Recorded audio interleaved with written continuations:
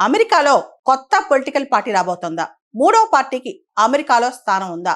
అమెరికాలో రెండు strong political parties, ఒకటి డెమోక్రాట్స్, రెండోది రిపబ్లికన్స్. మనకు తెలుసు ప్రస్తుతం రిపబ్లికన్స్ చాలా కన్జర్వేటివ్ ఉన్నారని చెప్పి. డొనాల్డ్ ట్రంప్ మన అబార్షన్ రైట్స్ చూసినా ఇలాంటి వాటిలో చాలా వ్యతిరేకంగా ఉంటారు. అయితే ఇప్పుడు ఇలాన్ మస్క్ ఎవరైతే ఇప్పటి వరకు కూడా మొన్నటి వరకు కూడా డొనాల్డ్ ట్రంప్ కి సపోర్ట్ చేశారో, ఎలాన్ మస్క్ ఇప్పుడు అమెరికాలో మూడో పార్టీకి స్థానం ఉందని, మూడో పార్టీ క్రియేట్ చేయాలని అనుకుంటున్నారంట.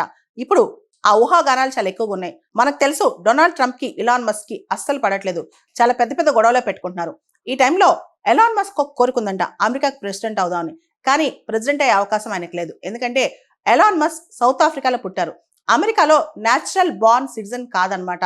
అండ్ అమెరికన్ ప్రెసిడెంట్ అవ్వాలంటే 14 సంవత్సరాలు అమెరికాలో ఉండాలి, 35 సంవత్సరాల వయసు దాటి ఉండాలి, న్యాచురల్ బార్న్ సిటిజన్ అయి ఉండాలి, అమెరికాలో పుట్టుండి ఉండాలి.